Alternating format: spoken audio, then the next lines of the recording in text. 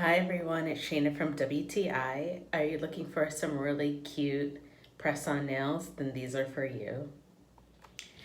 So these nails are so fun and quirky.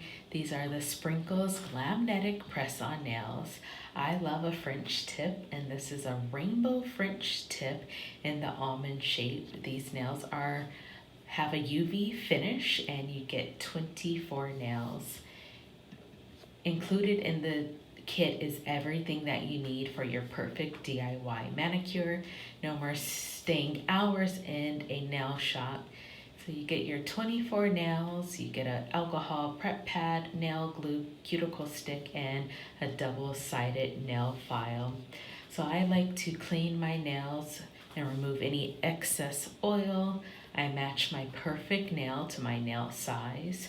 I do like to shape my nails, and also I file a little bit of the top of my nails, and this will really give your nails a little bit of grip that the press-on nail needs. And I like to glue both the press-on nail and my natural nail, and this glue is not going to damage your nails at all, which is perfect.